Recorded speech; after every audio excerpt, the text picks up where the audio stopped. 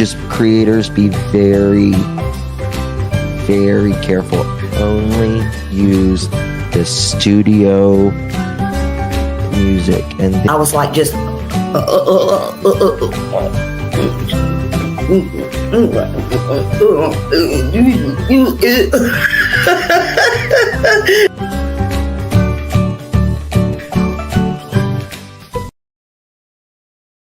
Hello, everybody. Good morning. Good morning. I needed me a good laugh on Easter morning. So, hello, Heather. Good morning. Brandon E. Good morning. Hello, happy Easter to you too. Brandon said, Mr. Chris and Katie, where's Sebastian? He should be home with his dad, Seth, on Easter. Where is he? He should be home having a wonderful Easter today, right? Car Guy, Mr. and Mrs. Car Guy, hello. Good to see you. Guidance, hello. Mag 50, hello. I am so glad to see y'all up and early this morning. Miss Magoo, hello. Happy Easter to you. Happy Easter. And hello in them bushes. Good to see y'all too. Welcome in. Y'all put your thumbs up. I got a video today that I'm going to play it somehow, okay? I hope you can see it. It didn't download like the rest. It come off TikTok, but we're going to play it if I had to hold my phone up. Dina, hello. And Brandon, hello. You said happy Easter, and I know it's a happy Easter for you because we make it what it is, don't we? We make it what it is. We are going to go over the deception detectives, but I have a video that I think we all missed. I don't know. But let's see. Dark Side Crime, good morning. Happy Easter. Stephanie G, good morning. Good morning. Lucille, happy Easter and good morning. Good morning. I hope all of y'all are having a great day and with your family. And mine has gone fishing. They went fishing. I'm tickled to death. I am tickled to death. My son got my hubby and my other son, and they're gone fishing. I just could not help it. I am tickled to death. I thought I was going to have the whole day alone, though. And then my other son called me and said, can we go do some stuff today, Mom? Well, Mom really didn't want to go do some stuff, but I will for the sake of my son. I don't know what that'll be this evening. I am not a good morning person, but anyway, NHGG and Peggy and all coming in. Pebbles, good morning.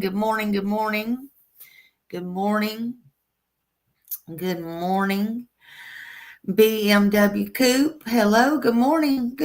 Happy Easter. Happy Easter, Dawn. Good morning. Love you all. Thank you for being here. Let's try on Easter morning to get all them thumbs up this morning. That's free. Get all them thumbs up. Thumbs up. I'm not going to give up, Heather. I am not going to give up on finding Sebastian, putting Sebastian's name out, talking about Sebastian.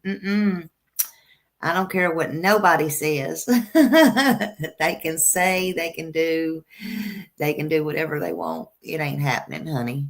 It ain't happening over here. They can stir them pots. They can do whatever they want. Smiley's here. I'm here for the long haul.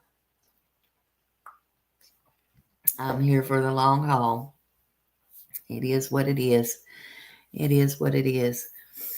But Joe Neal, good morning. Jesus, is early. I know. Early it is. Oh, well, I had to wake everybody up. I had to go, wake up. I could have come to you this morning, Joe, and went right in your ear. Joe said, Jesus is early. I know. Happy Easter. When we get older, we don't have no Easter eggs to hunt. So we like to sleep in. We just do. It's one of those things. You'll understand when you get older.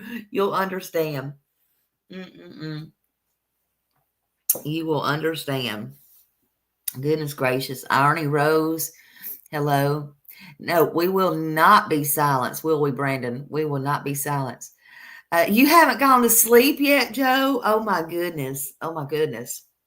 Look, Joe wants me to get to the good stuff first. I haven't been to bed yet. No, I don't think you want to miss this video I have.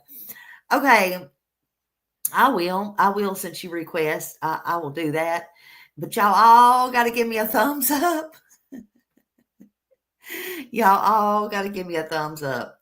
Only Joe can come in here and screw up my life. I'm just kidding. I'm just kidding. Okay. So this video evidently has been out there a while. I don't know how we missed it. Some of you's probably seen it. And it just tickles the shit out of me when I can get, what does Justin call them? Bare ass? Okay, well, okay, let me just say this. Okay, let me say this. You know how we're talking about, or I'm going to take all the accountability, okay, because I take accountability. But you know how I always say, in this case, for Sebastian, Katie and Chris was in the military. And you got the Bauer, whoever, socks, docs, whatever you want to call them, pox, who cares what you call them? Okay, so in real estate, in businesses, got all this, that, and the other, right? Go to this church. All this is for status, okay, in my opinion.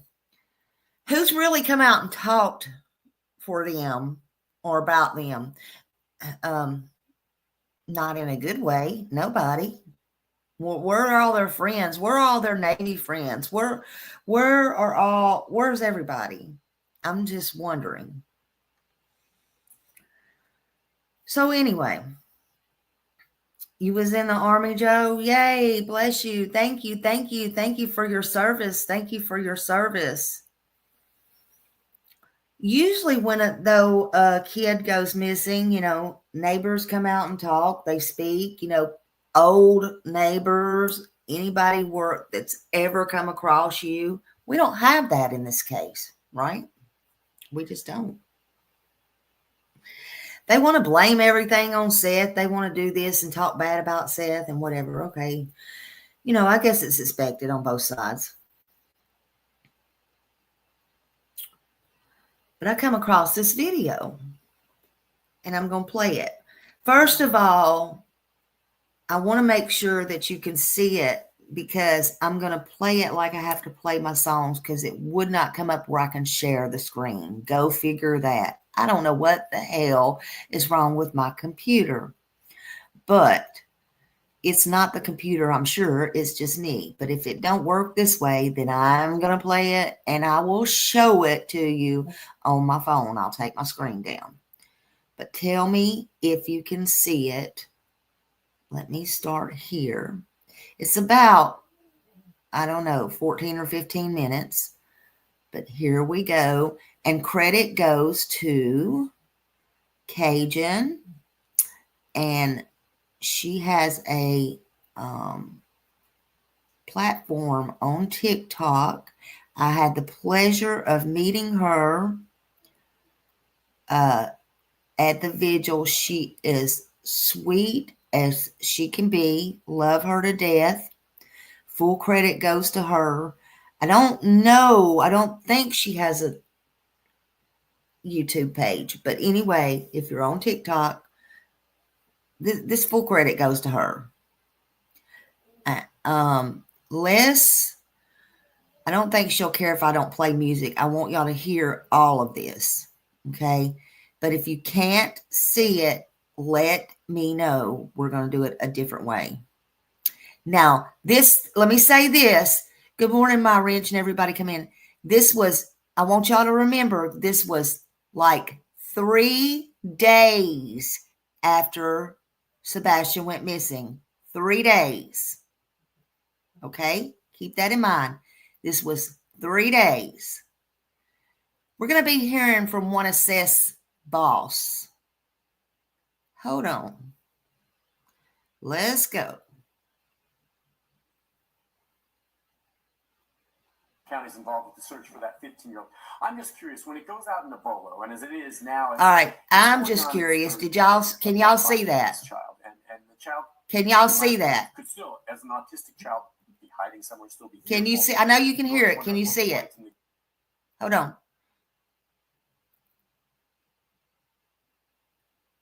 Can you see that? Can you see that? Give me a 1 if you can see that. Okay. But you can hear it, right? You heard it, right? But you did hear it. No? All right. Okay. Well, we're going to do this a different way because I definitely want you to see and hear it. Hold on. Okay. Because this to me is important. Okay. Let me pull all this back up. Hold on. We're going to do it this way. Y'all don't mind how I look this morning? Okay.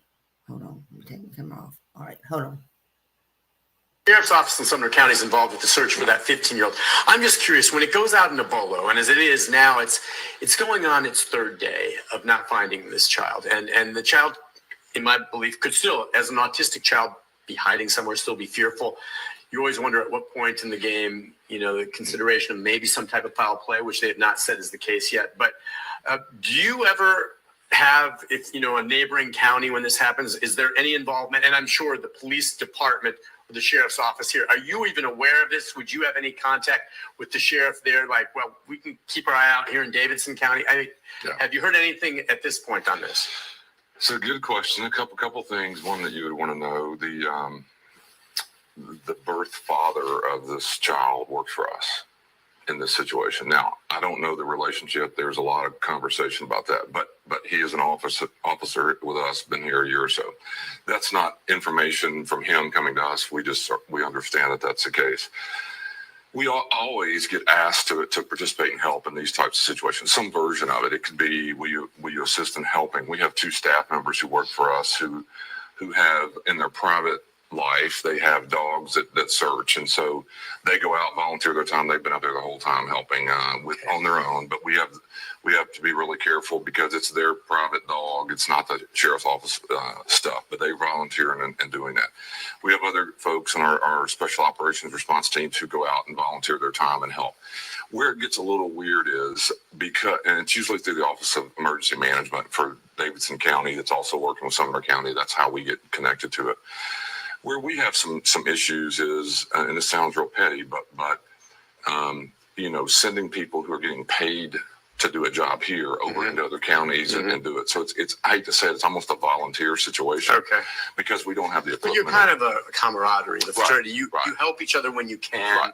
And they volunteer, I think. They do so. Right. And we would even do some where you're on the clock doing it. It just always is a weird deal because what happens if it's, Murray County? What happens if you just keep going? And so we've had this conversation. We've had some people up there volunteering. We have some other folks who are kind of in wait to do certain things, but it's just a show of force. It's extra eyes and ears. I mean, we don't have any special skills that would help you in any way, but we usually work through OEM, who is working through OEM out of Sumner County, and I think, just like you, it's a scary situation each day that goes by and you don't see something. And it's interesting you say this. Our understanding was that the boy's biological parents are separated or no longer married, and I think his mother may have remarried, and he may have a stepbrother now along those lines.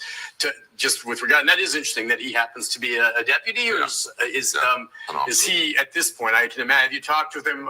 Is he off now, helping over there? How is he handling this? Yeah, I haven't talked to him or about him. It came to me yesterday, the day before, I guess, that the biological father is an officer with us, but I think he's been here about a year or so. But other than that, I don't know much of the relationship. And again, would he take time off? Would you give him time off? Sure. I mean, he and I would assume if again, this is a weird situation because it's not him saying, "Hey, I need off. My son is missing." That's not happened yet that I know of. But and we have 1,000 employees, so it's a little hard and hard for us to even know that we have 3 days. a woman who handles 3 days our into retention, this. basically works with people who are going through all sorts of issues, and she did put it out. I understand yesterday to our some of our folks to let them know that he is actually the biological father. So that was all brewing yesterday. We had folks who were up there, like I said, with the dogs. We had other folks who were kind of in crews or that are potentially going to help. It just kind of depends on what we're doing and what we're looking for. Oh, and don't delete we drive-by always shooting. If he's in here, I want that screenshot and on our teams or everything about him. It's just kind of if it's in the county, usually it's on the payroll. It just gets a little hairy as to, and we're staffed, or we're short-staffed, and we're paying overtime here to send people up there, and it's just hard to decide exactly what's the right thing to do. You want to be a good Samaritan, you want to help, and we do a lot of that, but it would be wrong for me to sit here and say we send people every time someone's missing. We kind of wait and see what our rules okay, and but don't block him. Amber Alert stuff was going off, of course, all over the place. So we are back on Morning Line. Thanks for joining us. Davidson County Sheriff Darren Hall's with us. We're going to get to your phone calls in a moment. I just had one quick follow-up question with regard to this missing child in Sumner County. You've handled in the past, or your office has, and your deputies, missing children cases, along probably in partnership with the police department. What is it, and how do you approach it? With a period of time. Right now, the thinking is this child, autistic, perhaps wandered away. But as more time passes, when do you start considering the possibility of other options?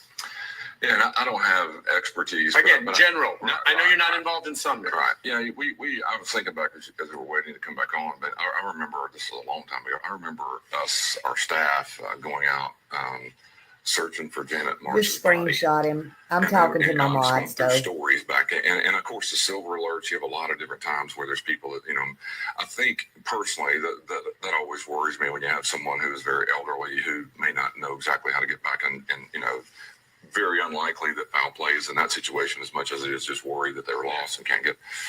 This video was 3 days. To me, 24 hours, 48 hours, 72 hours. How can this individual be alive and functioning, at some stage of just the natural needs for an individual. And so, I guess I always think of this way. It's just extra sets of eyes, bodies walking, talking, asking in the streets. Our staff, just like everyone else, would like to volunteer and help. That's what we do. We're usually a part of a large team sweeping areas. And, but again, look how big an area, and if you don't have some idea of where you're looking, in some simple version of what you're doing, it's incredibly difficult to find.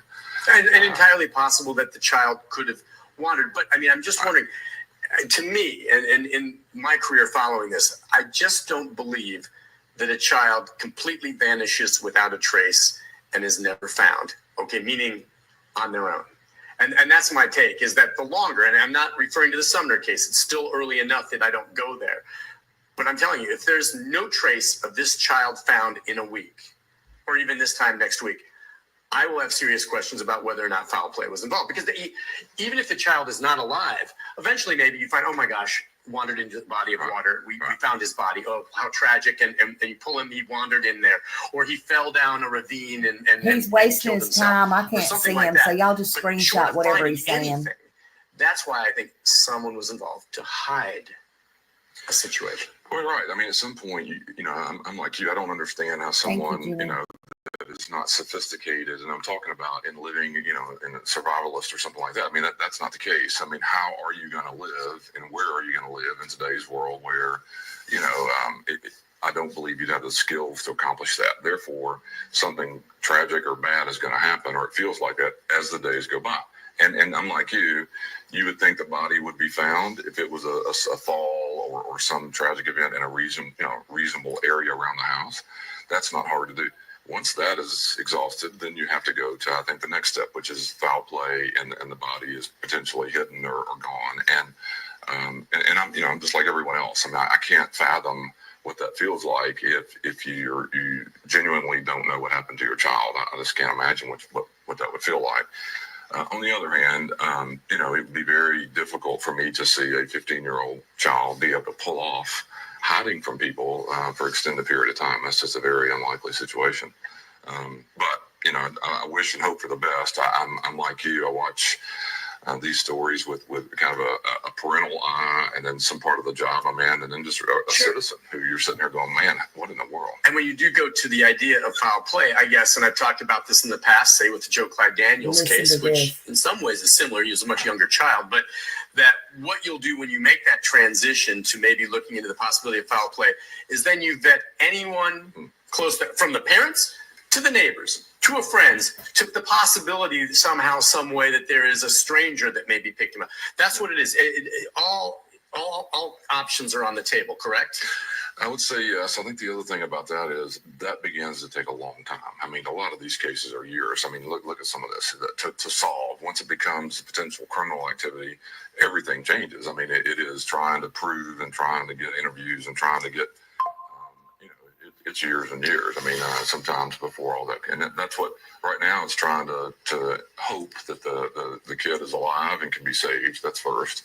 The second part of it is, once you determine or believe it's foul play, everything changes. I mean, from lawyers in the middle of it to potential, the law enforcement capacity once is to prove there was a crime. So often when there is foul play, it does come back to someone who's close to the child. When there's foul play, and again, I'm not saying that's the case here in Sumner County. One other thing I was going to say, these days, so many homes, especially in neighborhoods, have Ring cameras and everything else.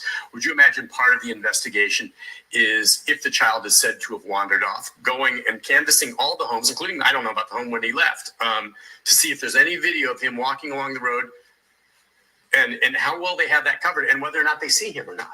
That and the other thing is, I don't know his capabilities with phones, but there's so much of that today in the communication systems, and is it completely shut off? Did he have one? Was he using it? When's the last time? Where? Even if it's just him looking on his phone, that's not super hard to figure out anymore. Where is that device? Those things matter, and I don't know the surroundings, but it amazes me that really everything in this country is being videoed somehow. There's an angle to some camera. You would think there would be cameras, maybe if he wandered down a road or something. That would be part of it, wouldn't it? Right. You'd go check to see if there's video. Sure. I mean, and even if the police aren't doing that, the neighbors are worried. They're trying to help. If I lived next door and I had a Ring camera and I heard this, I would go to my camera and say, "Well, last night, do I see any of that?" That's right. And then you would expect, like I said, not even from a criminal investigation, just the kind of the Samaritan and the families around the community are wanting to say, "Hey, I found this on my video," or even if they didn't tape it, I saw him walking, or you just think you would feel and hear some of that. So far, nothing. Hopefully, yeah. And that's what we'll see how it plays out. And I hope some prayers. So that was pretty much it. But anyway, I didn't ever see that before. Lakeside lawyer. I didn't ever see that before. How many of you have seen that before? I just think they were talking a lot about, about foul play and all that in the beginning. And, I just think that it was good that that man came out. He wasn't scared to talk about it or anything. And that's the first time that I seen it. It was really the first time that I seen it. So I was just like, wow, that is something to, I want to play, because I know that a lot of people have not seen it. And yeah, I don't think he would have left without anything, especially his phone. That's just kind of weird to me. Yeah. And I have to. How could it not be? How could it not be? Also, I do want to go over the deception detective, because it's not very long. And I want to talk about that. Oh, Lord have mercy. I know I can get that one up. Jesus. He labeled it, "This is getting weird." You don't say. Say to anyone out there who wants to say that one of you could have something to do with Sebastian's disappearance? I would say to pause and to think, and I would say to consider the sources of information. Try to make sure that you're getting legitimate information. Avoid the rumors. That's Katie Proudfoot, and I think she and her husband, Chris Proudfoot, both have something to do with the disappearance of their son, Sebastian Rogers. So her message there was for people like me. And it was actually pretty encouraging because she didn't say that we're wrong or mistaken or lying, nor did she say that she and Chris are innocent or that they didn't have anything to do with the disappearance. So in today's video, let's continue analyzing their most recent TV interview. So I love the deception detective. I just love him. Please make sure that if there's any mods in here that you drop his link. Go subscribe to him. He has also those deck of cards. I am thinking about getting me some of those. I just want to go over them. I want to study them. But he is a attorney trained statement analysis. I mean, he's the real deal. He is the real deal. And he does the true crime, the news. He does all the complicated cases.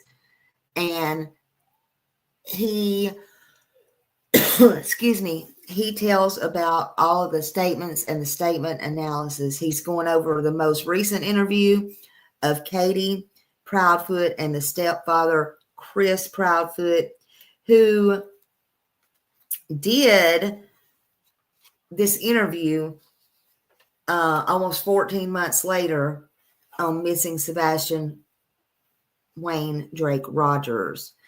And in this interview right here bothers me because they knew, including the private investigator Steve Fisher knew, when they went on this channel for news station that is local there, they knew that law enforcement come out a long time ago and said this video that they keep trying to push the narrative now 14 months later of this person around there walking, you know, the video has nothing to do with this case. Sebastian was not seen on that video. It is not Sebastian.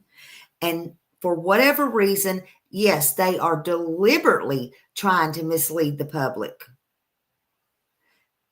They're going against what law enforcement said, and that is wrong. This video was debunked to the whole wide world. And why? I don't know if Channel 4 knew that or didn't know that at the time. I think that entire interview should be pulled. That's just my personal opinion. But the investigator knew that. Katie and Chris knew that. They knew it. They knew it. They knew it. Right, Sergeant King. It is distractions.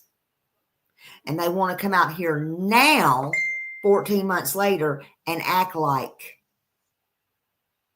that they're doing something and concerned and, oh my God, that might be my child and a deal and blah, blah, blah, blah, blah.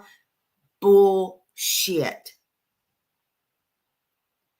But they chose to run with this narrative, and out of spite is what my opinion is. They chose to do it out of spite and run with it months and months and months later to the news and act like they were interested in finding Sebastian, and they have been doing all the things so the public, in the public's eyes, they look good.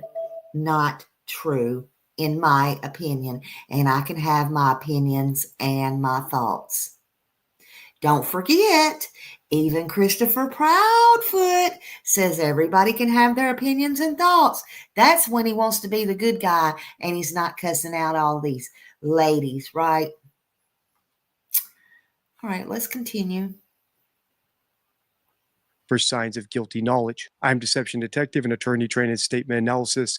This channel exposes lies and manipulation. So if that's your thing, hit like and subscribe. For early access to new videos, exclusive videos, and other cool perks, consider becoming a channel member. Link in description. Even if you're familiar with this case or have been following along in my Sebastian Rogers playlist, you might not be aware of the newest development in the case. So here's a quick update because they're about to touch on this new lead in this part of the interview. The teen with autism disappeared from his mom and stepdad's Hendersonville home in the overnight hours of February 26th.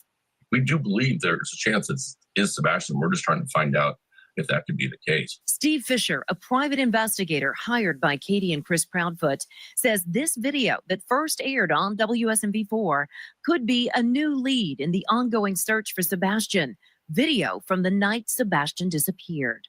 We went through over 100 hours of surveillance, and it wasn't until the third pass through the surveillance that we even spotted this person. And there's a person at 12:17 a.m. I agree in with the that. same neighborhood that Sebastian's from, that walks southbound on in the neighborhood, goes behind a vehicle. It appears that they're trying to stay out of sight of another Blatant person that's walking lies. their dog, Bald-faced and then lies. doubles back after it's clear. Fisher says he's working to learn if that person wearing dark clothing in the video is accounted for in the investigation. So the Proudfoot's own private investigator says that there might be video footage of him sneaking away in the middle of the night. Put a pin in that because that's going to be important as we listen on. Finally, one last thing before we grab our deception decks and start analyzing Chris and Katie. I think Katie and Chris are studying my videos and adapting what they say in interviews to try to sound more innocent. And I'm aware of how self-centered that sounds, but many of you all who have been following this case since day one in far more minute detail than I have seem to agree. So when I point out some of those features like I'm about to do in a minute, just be aware that I'm only pointing it out because I think it's actually happening. All right, without further ado, let's listen. What is that message? I know we were talking earlier last week. Tell me what that message is that you want to make sure our viewers hear from you tonight. I want to thank everyone who is searching. I want to thank everyone who is spreading. Okay. I want to say something again. I'm sorry to keep stopping it.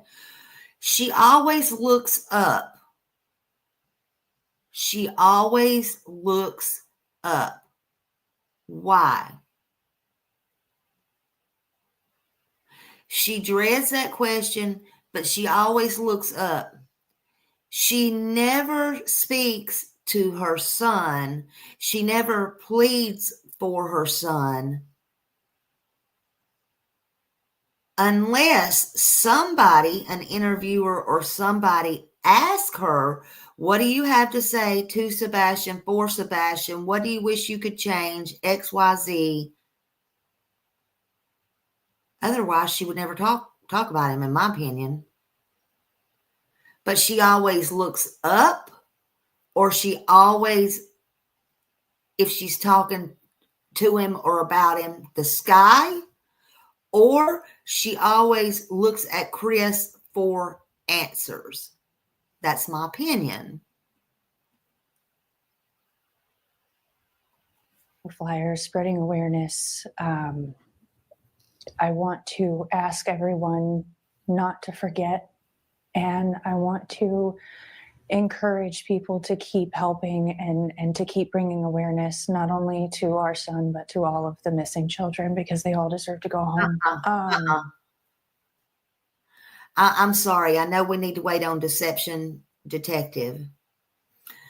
If I was, and I am a mother, if I had a missing kid, thank God I don't.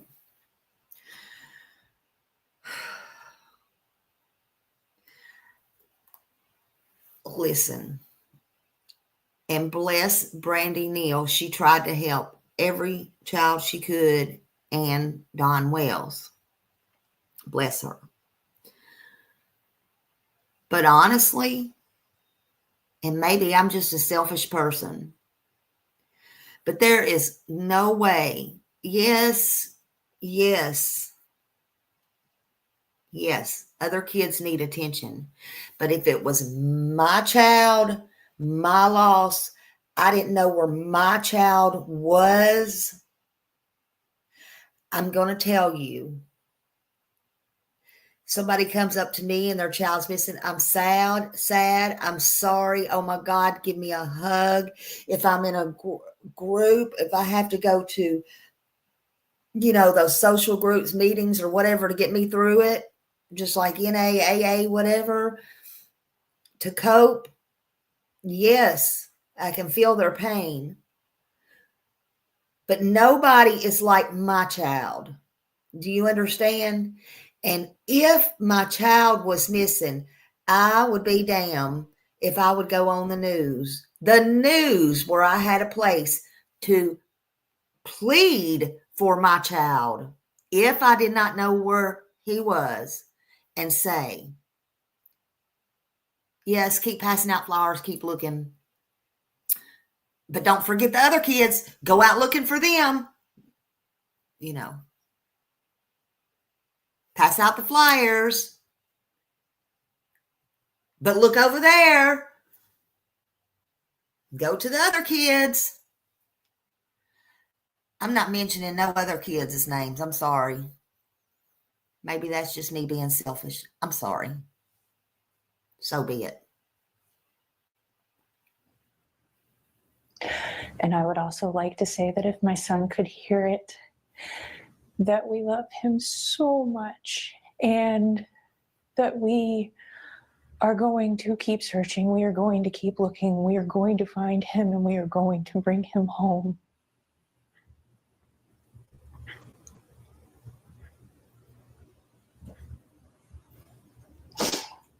Describe your hope right now.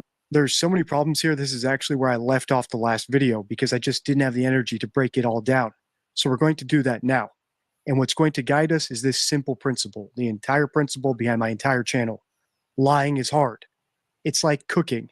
You can have the whole recipe right in front of you, but that doesn't mean that when you get in the kitchen and start actually cracking eggs, you're going to make an omelet like Gordon Ramsay. And here's what I mean. Katie did two things in this part of the interview that match my missing child presser checklist.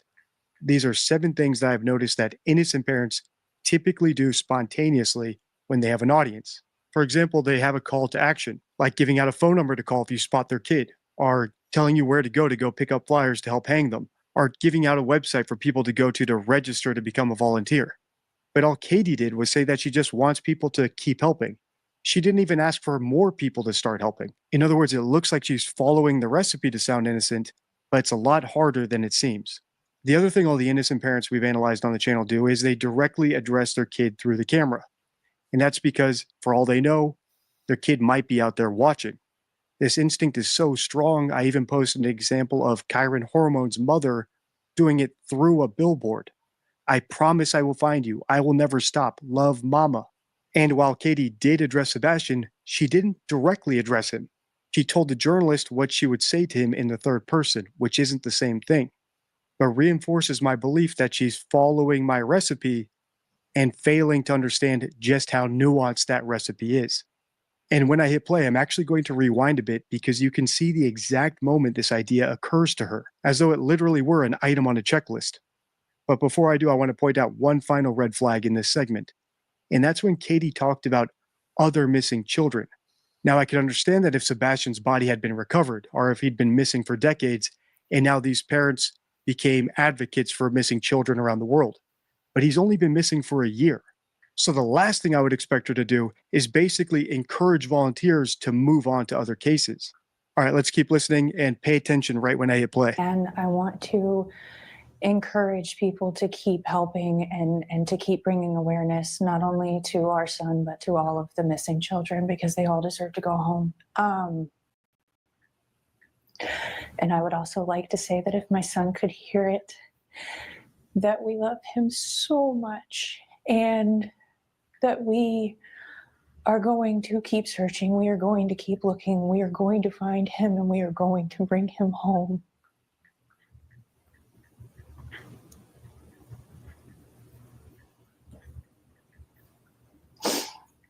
describe your hope right now?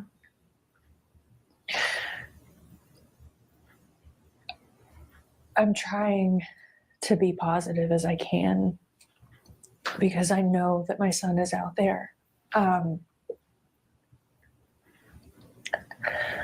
struggle to find words to even describe how it feels anymore because it's a living nightmare, to be honest with you. But at the end of the day, it's not about me. It's about the fact that Sebastian is out there and that we are looking for him, and we're going to keep looking for him, and we're going to keep praying to God that he is okay.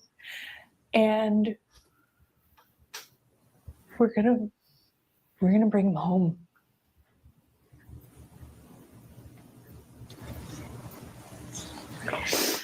This story, we know it's baffled our Hendersonville community. We know it's baffled the mid-state community. It's baffled much of the country as they hear about you. it. Happy Easter, honey. I love you. Is there anything that stands out to you that's the most baffling? Like you're just trying to understand. How we've gone this long and still haven't found him, honestly, is... I don't understand how we haven't found him yet. Why do you think Sebastian is still missing? That's tough to say. I mean, it was the largest manhunt in Tennessee history for a child. And absolutely zero evidence. There's nothing out there. Evidence implies a crime. So the fact that Chris and Katie constantly use that word is not lost on me. And it's definitely not lost on my subscribers either, because many of you have pointed this out in the comments of my last few videos. But what's even stranger is the fact that they say there is no evidence. Because as I showed you in the intro, the most recent update from their own private investigator is that there might be evidence that Sebastian ran away. He might have been spotted on camera, which makes me wonder what knowledge Chris and Katie have that the rest of us don't, that allows them to rule that out as evidence already. Personally, I think the answer is leakage. As I keep saying, lying is hard, and that's because we always speak based on what we know, even if we're trying to be deceptive. So sometimes the fact that we know something can leak out through what we say. I'm not saying this is proof that Chris and Katie killed Sebastian or that they know he's dead, but it could indicate that they have some knowledge about what happened to him that we don't. Because I saw that video footage too, and I can't say for certain whether or not the person is Sebastian or not. To me, it just looks like a clump of pixels that could be anyone. Absolutely zero evidence. There's nothing out there. Law enforcement's working due diligently. They are working hard over and over and over. You know, we appreciate everything they do. I mean, it is an active investigation, so I don't want to go into it. But it is mind-blowing at the same time that it's been a year, and the amount of people that still don't know about this, it's unnerving, basically. Is that Chris? And I know you both want to try to get the word out as much as possible, and that's what this story, obviously, that's what we're trying to do as well. There are many people who still do not know that you all have hired a private investigator. What can you tell me about the video that he recently has discovered and wants to share? I know this has been shared with authorities now. Yes. It has. This is involving the neighborhood that you live in. Mm-hmm. What can you tell me about that video? It's eye-opening to see that this is something that recently has surfaced, and it's been this long. It's just taking that long to find something. And what the video shows is kind of mind-boggling. We went from potentially not having a sighting to potentially having a sighting. And it kind of changes, like, wait a minute, now we may have something to actually work off of and move forward with. No, you don't. And LE, everybody says, we're not believing YouTubers. We're not believing this. We're not believing that. We're only listening to Ellie. Ellie has come out and debunked that video. They debunked it before they went on this show. They debunked it way back. They said that is no relevance to this. And I think he went on there to push this narrative for spite. Not only for spite, but because they're not getting any information from Ellie. It's bullshit. Stop that.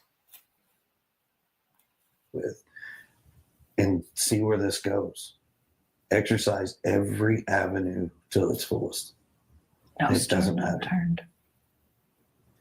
No stone unturned. And Katie, you told me earlier you were determined to get to the bottom of this, to get to the bottom of that video. Yeah, absolutely. Yes, bingo. Anything that could possibly be something that could lead us to him. We're going to keep looking. We're going to keep digging and keep finding and confirm if it is or isn't, because,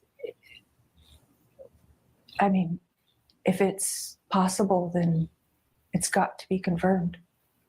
How hopeful are you that this video truly has something that could lead to finding Sebastian? In my last video, I pointed out something that Katie said, which I thought could potentially be leakage, or her revealing through her word choice that she knows that Sebastian is buried somewhere. And that's when she said, if he were to come in through the front door, she would bulldoze him with hugs. I pointed it out because it's such a bizarre choice of words and an expression I've never heard before. So you can imagine how my ears perked up in this video when she used these two expressions. In my opinion, Leave no stone I don't unturned, know for a fact. and we have to I don't keep think digging. They are. Now, these expressions are far more common, I think they said but they on have YouTube all the time, alternatives, what the and it's hell not do like they she know? was compelled to say them either. So as we continue listening on in this interview, we're going to listen out for words related to digging and hiding things in the earth, whether it's digging machinery or words related to the soil or anything along those lines. And if you caught any that I missed, drop them in the comments.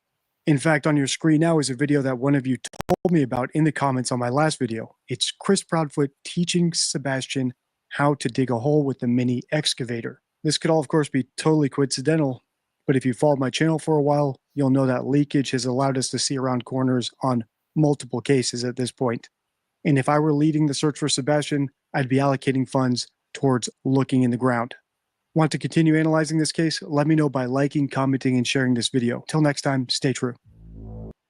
So y'all go over and sub to Deception Detective. He has a lot of good stuff out, and he also he did another one on them. I think I played that one, but he does John Benet Ramsey. He does all the things, and I think he'll be doing more about this. But yeah, I like what he is doing. I like what he's doing, and I hope he continues to do that. Hey, Robin. Hey, everybody that's come in that I didn't get to say hello to. I do see you. Hello, hello, hello. Thank you for being here. If everybody will just put a thumbs up. Thank you so much. And I do appreciate you being here. If you didn't get to see the earlier video, just rewind if you can, or go back and watch it. And it was from 3 days after Sebastian got missing. One of his bosses from Davidson County Jail was speaking, Seth's bosses, was speaking with Nick Barris. And, there was a lot of talk about foul play and different things. And, so that was pretty interesting. A lot of us had never seen that. So I found that, and I just thought that was interesting to bring out and play for y'all. So yeah, but here he's right. He's right. Lying is hard. Lying's hard. You got to have one lie to cover up another lie. Then you can't remember all the lies. It's just easier to tell the truth. It's easier just to keep speaking the truth. You can always remember the truth. You can always remember the details. It's just easier. I don't know why lie unless you think you're going to be in such big trouble. You know, I mean, why lie? And then at that point, you're going to get caught. Everything comes out. It comes out anyway, no matter what. Katie and Chris, in my opinion, has had every single opportunity to use platforms, news outlets, local media, and otherwise to not speak, but they not speak on Sebastian.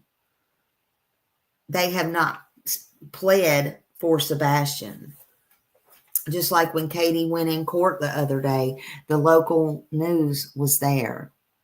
She could have stopped as a mother, and if they wasn't prepared to do an interview with her, either they could have got prepared or she could have gave them a statement. Do y'all remember in Summer Wells' case, they wanted to do an interview with her, and Candace gave a written statement. Okay. Katie could have took a written statement and handed it to the news station. You know, she had all the time in the world. That day in court, everything was put down. Speaking of that, that just made me think of something. Hold on just a second. Hold on.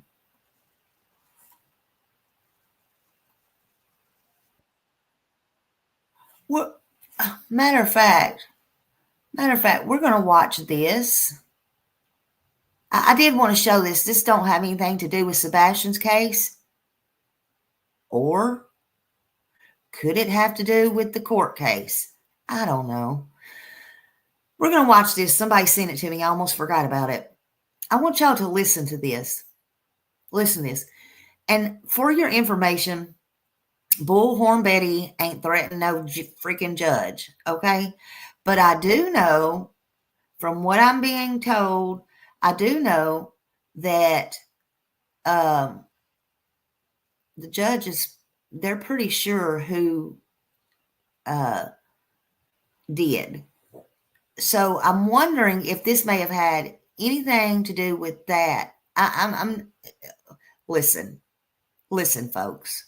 Let's just watch this. This has come out. Where did I put it? Oh, okay, here we go. Hold on.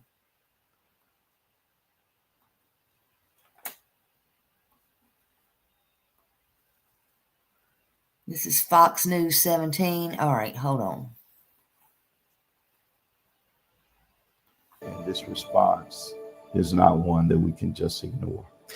In Operation Crime and Justice, a man's facing charges tonight after Metro Police say he sent a death threat to Nashville's criminal court clerk. Seems the man's criminal record had cost him his job. Fox 17 News' Karen Aguilar live downtown at the Birch Criminal Justice Center downtown to tell us about this bizarre story. Strange for sure.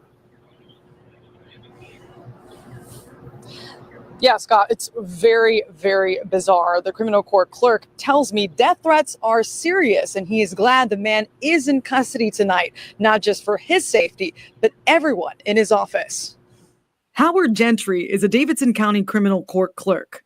He has a long history of being in office, including serving as vice mayor of Nashville and a Metro Council member at large.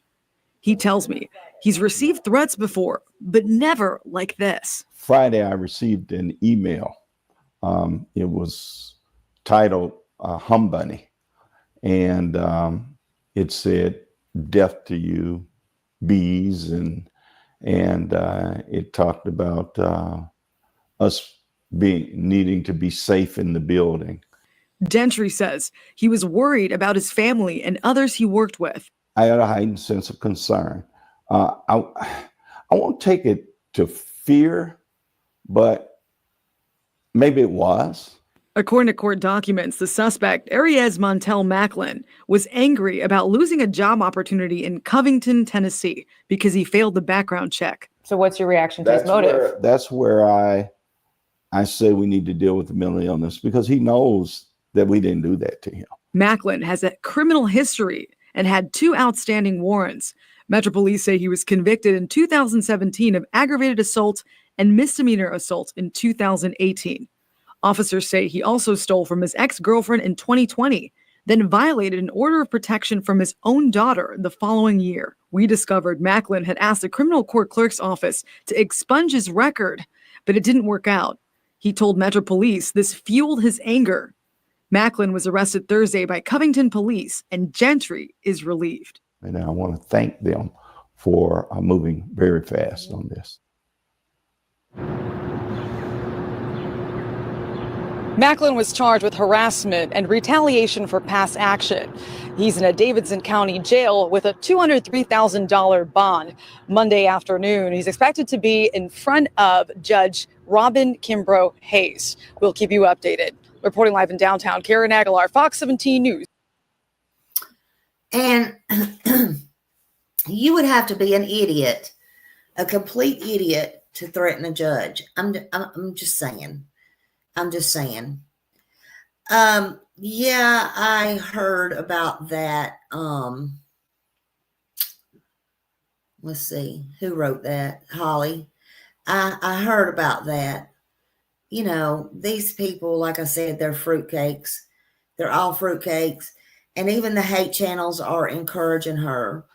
I'll just say stirring the pot, you should say. Stirring the pot. Why? And I knew she would run with that and eat it up, because she thinks these people just love her now. They don't love her. They're just stirring the damn pot. Just what they said they were doing. But she's going to do what she needs to do, I guess. Let her go ahead. That'll be between her and Bullhorn Betty if she does. I mean, for God's sakes. For God's sakes. You know, one of these days they're going to find out. You can't just, sue.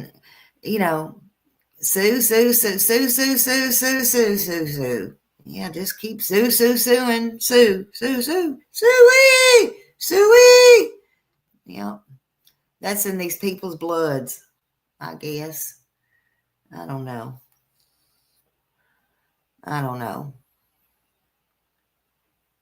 Yeah, once you get on that side, you can't come back. Go ahead and sell your soul, right?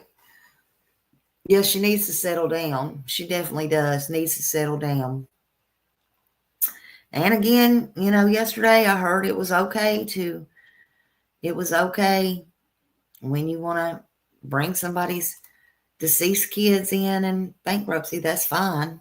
I mean, well, more power to you. It is what it is.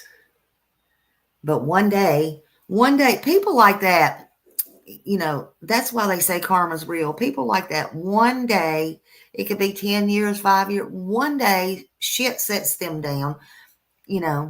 Shit sets them down. But anyway, they're, Katie and them, they could have had plenty of chances to plea, and they don't. This kind of slipped through the crack. I wonder if she still uses that handicap decal. That's interesting, Sergeant King. I don't know. Very interesting. And I would say probably. Maybe she does. Probably. Very sad. Very sad.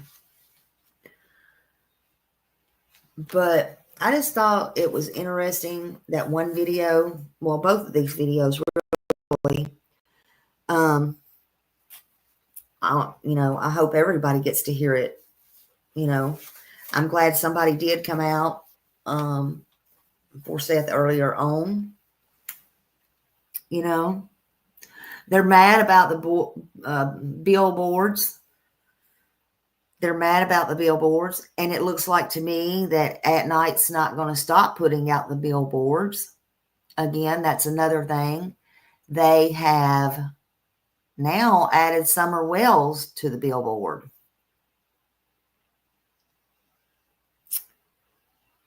I don't really know what's going on there.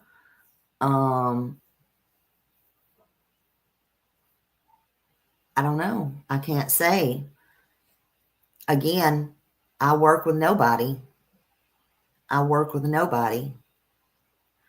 They just say now that all kids need to be found. Summer Moon Utah Wells has a very, very special place in my heart. And if billboards they think will help, then I guess so be it. So be it.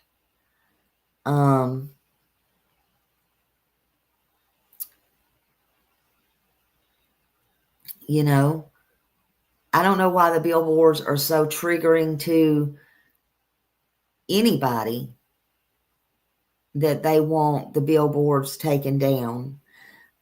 Even last night, somebody didn't realize that one of the billboards was taken down, and they were continuing to try to take others down. Somebody said, maybe it was Holly, I don't know if that was you or not. If it wasn't, I'm sorry. Somebody said, well,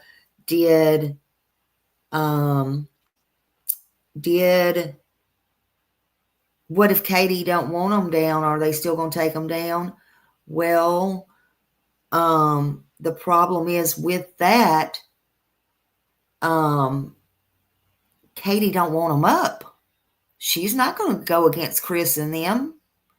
She ain't fighting to keep them up, even though that's her son. From my understanding, Holly, they did get one taken down. Yeah, that was you. Okay, I thought so. But Katie's not fighting to keep them up. That's the problem. Yes, I saw where they added Summer's picture. Hey, Mama, thank you so much. Thank you for the super sticker, $5. Whoop, whoop, whoop, whoop. For those that don't know about Summer Wells, Summer Moon Utah Wells, I apologize. Just a brief thing to that, because I don't even know where to start on that right now. Summer will always have a special place in my heart, always and forever. She was my first case.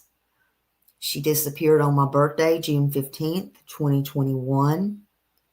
And I will never, ever, ever forget her or what happened. I was sitting in Centennial Medical Center with my mom in Nashville, Tennessee, when she had a huge cancer surgery.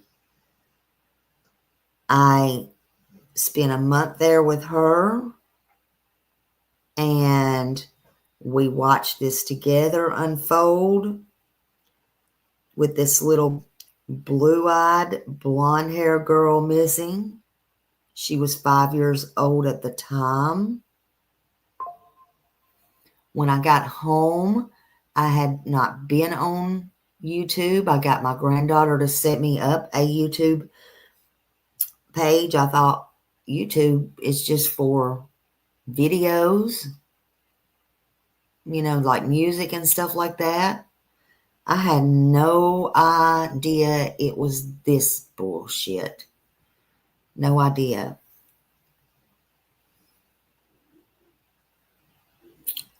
But the short end of the story was, there were reports she was last seen planting flowers with her mother and her grandmother. And then her mother walked her a few feet into her home. She told her brothers, she walked her to the door.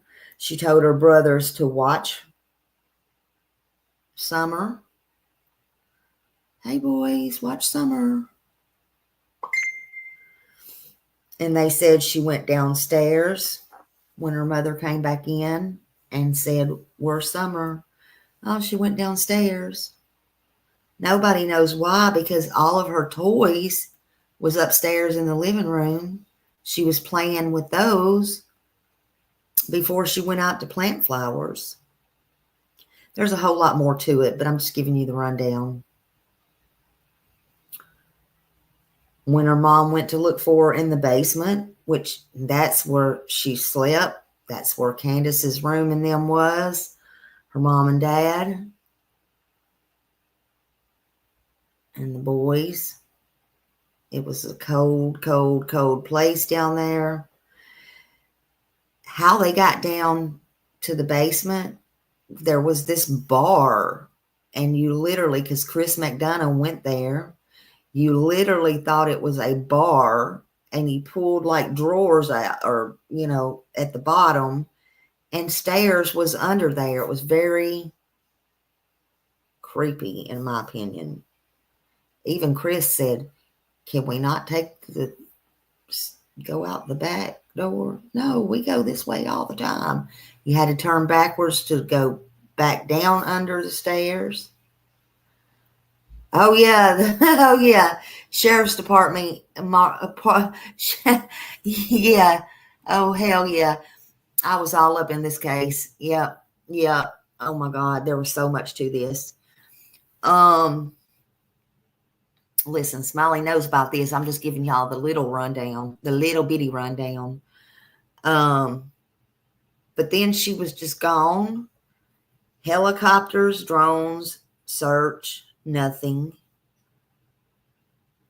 You know, she still has an Amber Alert to this day that's active. There was a red barrel in the front yard that said "for sale" on it. Summer was out there dancing and posing in front of it, and people was making pictures. I assume her mom, I don't know, somebody was making pictures, and there was a lot of speculation and rumors to that maybe she was sold, all different kinds of things. Her head was shaved. There was just a lot of rumors and speculation. Don Wells, the father, was at work. And it was funny, not ha-ha funny, but it was funny because the stepsisters and the sisters came out forward and said they never knew about Summer until this case happened, and they didn't know that they had this little girl. And the reason that they decided to come forward, and boy, did they have a story to tell. They told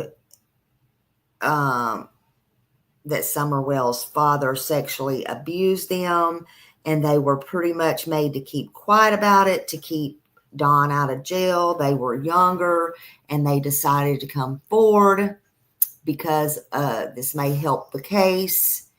And then it became this big thing. They were going to see that Dawn was put in jail. Chris McDonough helped them. It was wild, very wild, sickening, crazy. There's just so much to this case. Then you got Ronnie Lawson. Ronnie Lawson was the sheriff. Ronnie Lawson even took liquor up there to Candace the night he was up there. That was even confirmed by Don Wells. Don Wells popped in my live when I didn't even have people on panel. He had went to jail for DUI. Long story short, backing up. Thank you, Lakeside Logger. We didn't think it was him. thought it was trolls. Hell, I took a nitroglycerin that night because I was trying to prove a point that I thought Candace had went to this kitty hospital and she didn't have these heart problems. That's a long story. And then I took my nitroglycerin, had a whole stack of my medical records for real out. So I was sick as a dog because wasn't nothing wrong with me to take my nitroglycerin. Don comes in there. He demanded a damn link. I told him, yeah, well, I didn't have a link. Didn't budge. This was on Summer's birthday, no less. And I said, but you can call. We didn't think he was going to call. He did. That ended up in a 3-hour interview. Boy, that was something else. That was something else. That was very unplanned, but that was something else.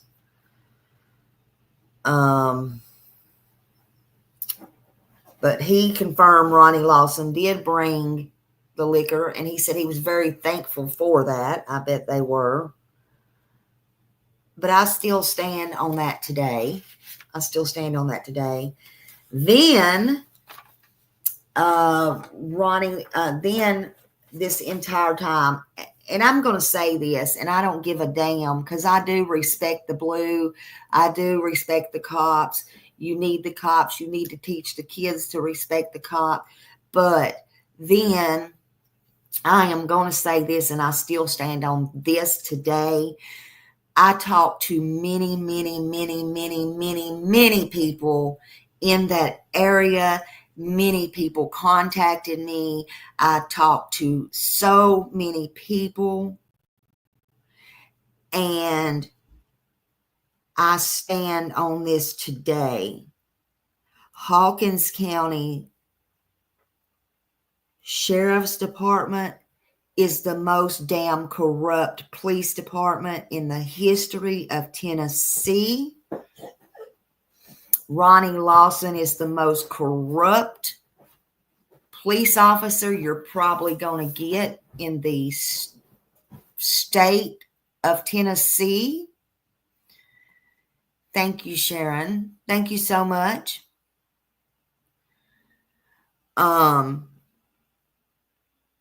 And he literally himself went door to door, intimidating people. When the entire while, his son, Brandon Lawson, during Summerwell's case, was a RSO. Well, he wasn't an RSO then, but he was doing those things. And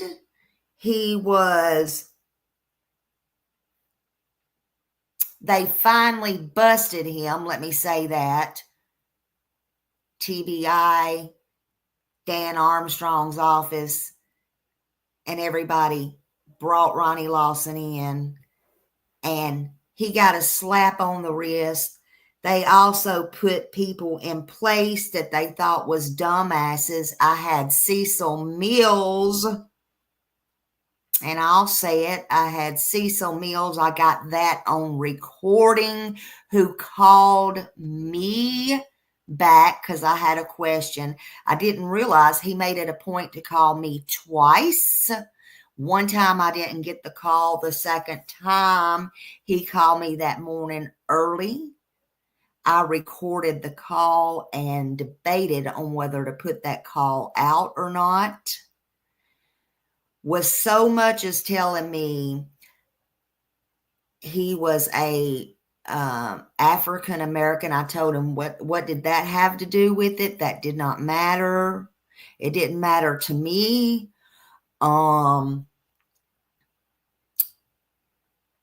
He wasn't being paid off, which I never accused him of that. He was just really, I feel, scared.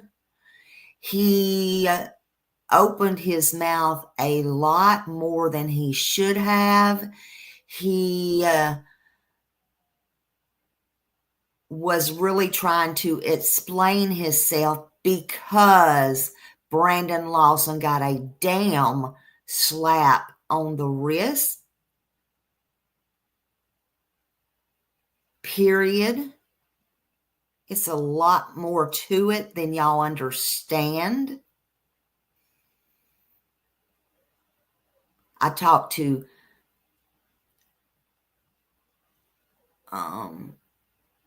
Becky at the DA's office down at Dan Armstrong's 3 times. That's recorded. She's been the secretary for 32 or 38 years. I can't remember. She was spilling her damn beans like diarrhea, honey. And I got all of those recordings.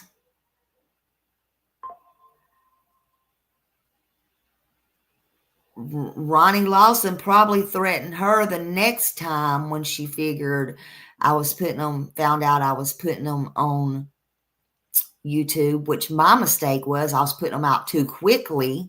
I should have waited, but I didn't know I was new at all that. The next time I called, the damn cops was standing over there with her, intimidating her, and she told me that, and she couldn't talk no more. I told him, honey, don't let that lady lose her job.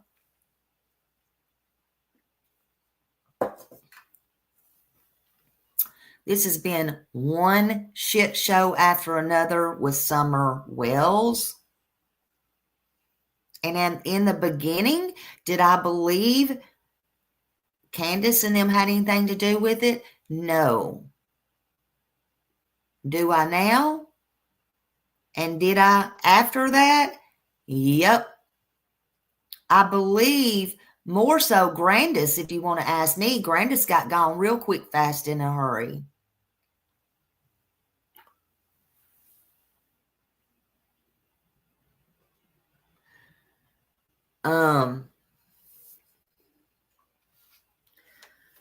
But Summer, will they ever find her?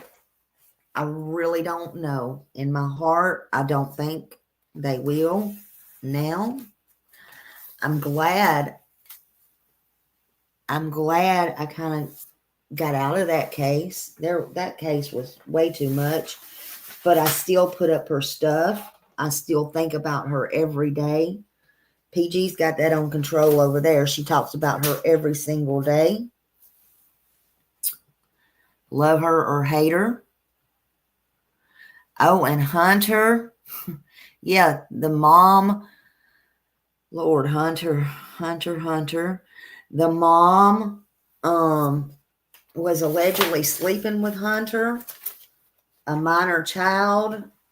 Hunter, there's just so much you could go over with Hunter. They were all at the swimming hole. Hunter. We had a whole big thing with Hunter where,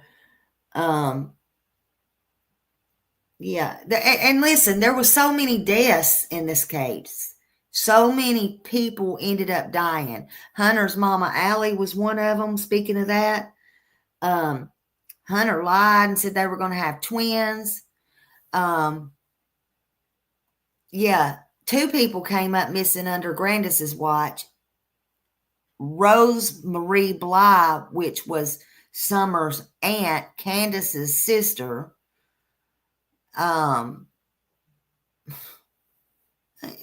Unreal. Basically too, that was a flop house up there. It was nothing but a flop house. Nothing but a flop house. I mean, you just can't make the shit up. You can't make it up. Maybe we'll get back into some of Summer Wells' stuff. I mean, it's just, you can't, this is just the short end of the stick. But what I'm saying is, yes, At Night has added her to one of the posters, and that has seemed to, oh yeah, Joe said, Smiley, I think Hunter plans on having a criminal career. so he won't. Yeah, I mean, he said that he was having twins and get married. And I've talked to Andrew, his father. Andrew's been on my, on my panels. I mean, that case was just wild and crazy and freakish and caused so many heartaches and pain. And it's been terrible. You've had 2 creators to go stay in the Wells house and stay with them for about a week or more. Unbelievable. Just unbelievable. Yeah, I had a whistle call from Candace and cow lady, Miss Daisy over on the farm, the cow farm, or the farm, Daisy's farm. And I was told to go over there, and I went over and they were calling me up there. She won't come up there. She won't come up there. Well, I went up there, and it started out good until Candace told me I took Summer Wells. And then when she said I took Summer Wells, all hell broke loose. It was bad. Miss Daisy kept putting me down. Even Candace told her to put me back up. I was screaming so bad. It's a good thing I was not in front of her that night. That was just a bad time. And I should have never, ever, ever, ever let her get to me like that. Ever. It was bad. It was bad. And then I had to go calm down, go on, and I felt like make my apologies to Summer. These people, I feel like, don't care. But people has asked me, do you think that case is worse, or do you think this case is worse? I think the things that we know that was done to Summer and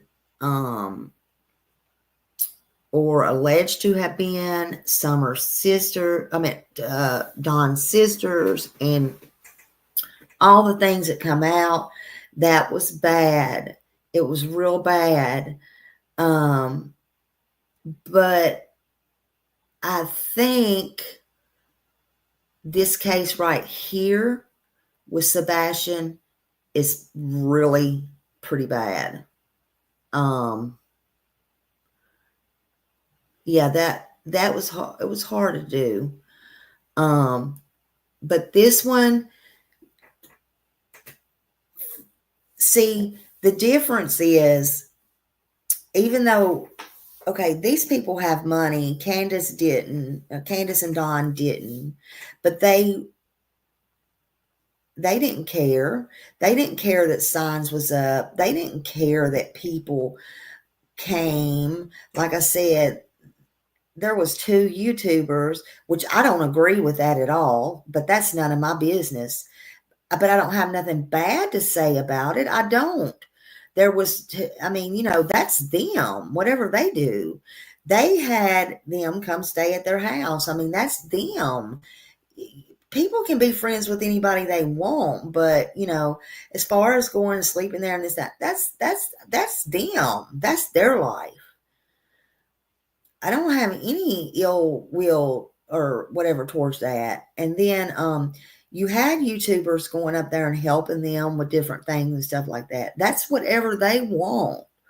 I have, it is what it is. Because again, there were no charges brought against them or anything. And it doesn't matter. But I'm going to say this, it still bothers me that Candace reached out to KP to advise them. Oh yeah, that's kind of weird to me. That's very strange, Karen. But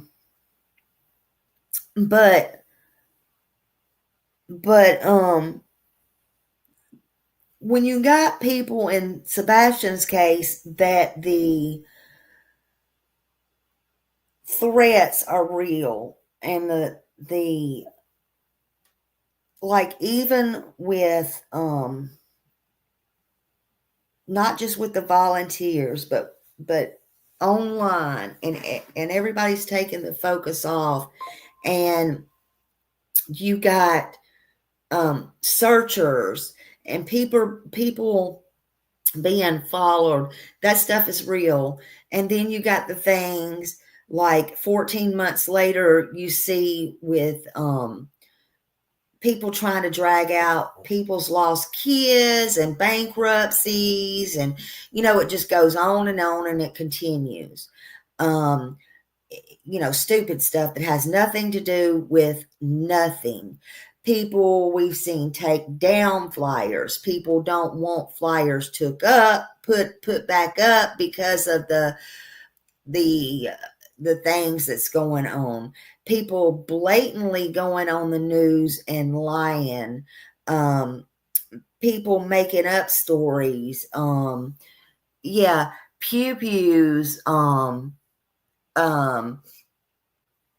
Spirit boxes in the woods, rugs, on video. They don't care.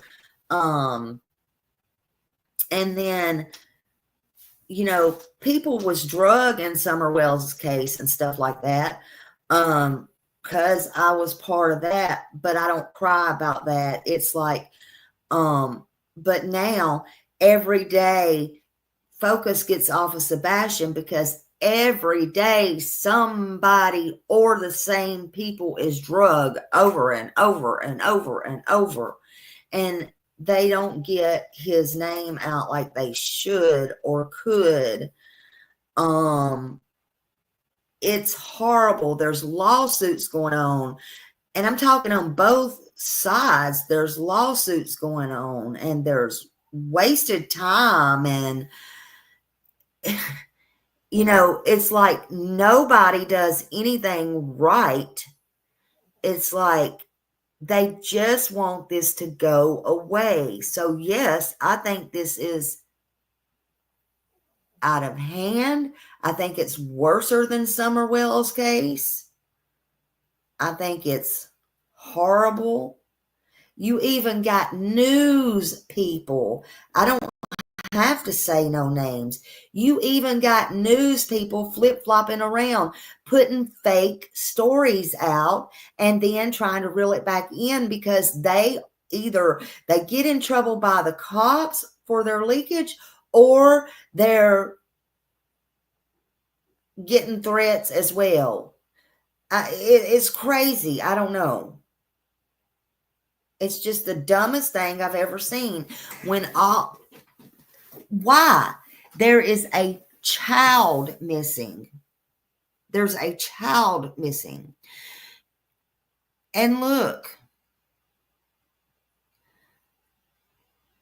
there's things in this case that Katie and Chris done that I can, fuck Chris. Chris ain't nobody. Forget Chris. He just thinks he runs the narrative, okay?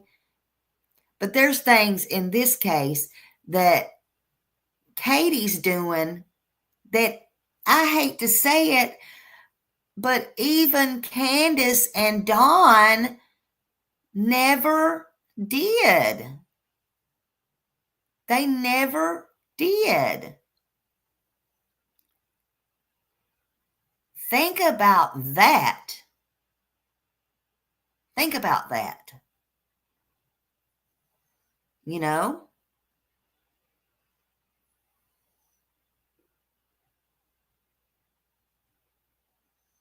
So, Smiley's World, Straw Boy saying that Seth is moving Sebastian and he's not in Tennessee. Oh my God, people. What in the hell? People are so damn dumb. Yeah, I feel like she's the mastermind. Yeah, feel like she's a mastermind. But here's the thing. Wherever Sebastian is, I hope he's having a good Easter. And if he's not with us anymore, he is having the best Easter ever, right? He is having the best Easter ever. But there's still hope. And if he is somewhere, I hope he's having a good, wonderful Easter. You know? But for a family with a missing teenager, it's usually a reminder to a family, especially a mom, of their loss. And they want to find their child. They want to find their child so much more on a holiday or near a holiday, right? But again,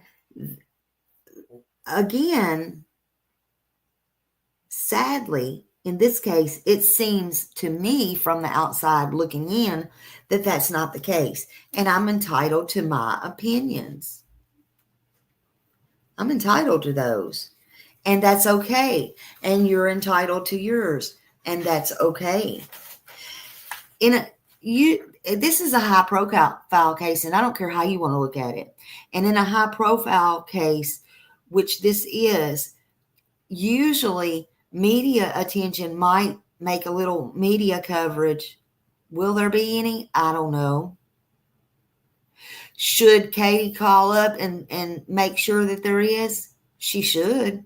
But will she? I doubt it. She should push for it, but I doubt she will. It usually takes a toll on a family with a missing child during the holidays, and it's horrible. But I guess, like last year, the mother and the stepfather, they'll go eat at Cracker Barrel again, or get with all the family, or whatever restaurant is open there in Tennessee on Easter Sunday. And they'll laugh and giggle and enjoy the day. And some people say, well, fuck you. They should be able to laugh. Yeah, sure they should. They sure should. Life goes on. Ain't that what Chris said? Life goes on. But it's been going on since day one. It's been going on since day one. Let's see what this says. On DV channel last night, saw he was allegedly accusing the reward money not being legit, and sickening cartoonist said, and that's just sick. It really is. I don't know what's happened to them. And people I used to have respect for, listen, I just can't. I would say something, but I'm not even going to go there. I get into a fight with enough people, but it's just amazing how they forget what's in their lives. But anyway,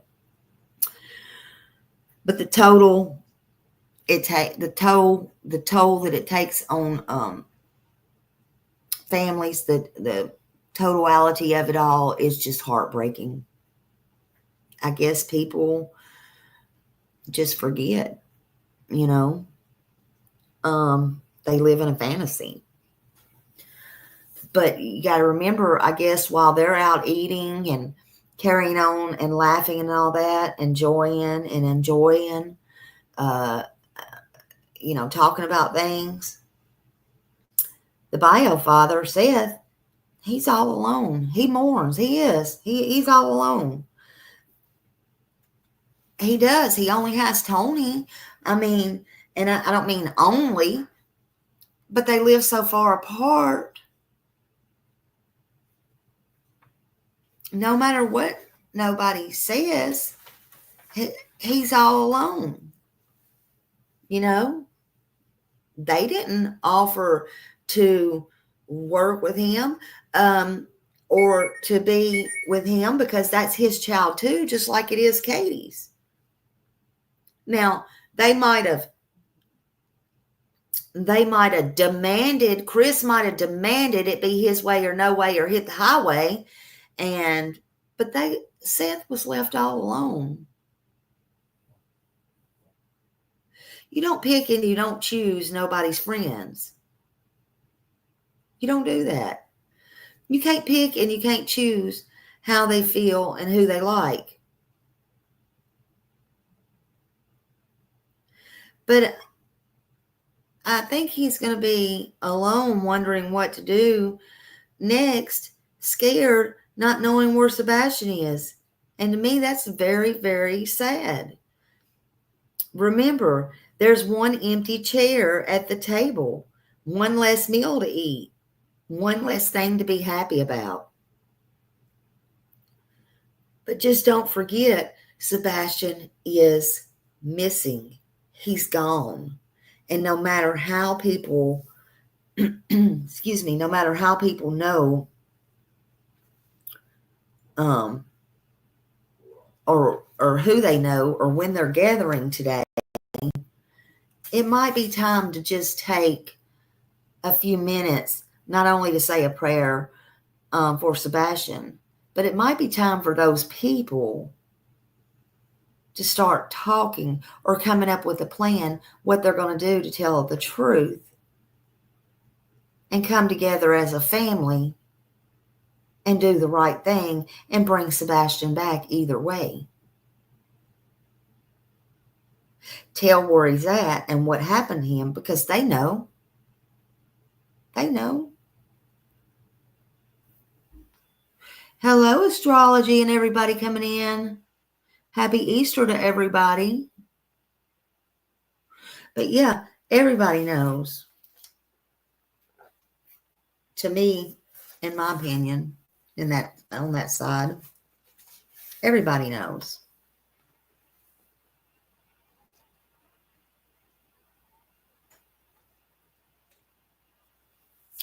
But I won't keep y'all. I know you have a Easter day to plan. I know things are going on. You want to spend time with your family. And there's just things you want to do. But I hope y'all have a wonderful, relaxing Easter. And I appreciate each and every one of you spending time with me here this morning. And I love each and every one of you. And I just hope y'all have a good day. Continue to pass out these missing flyers. Spread the word. And if you know something, please say something. You can call the 1-800-TBI-FIND or 615-451-3838. And you can call 1-833-TELL-DOG. They're still looking in all tips and leads. Nothing's too small. I love you, and y'all have a great day. Happy Easter. Thanks. Bye.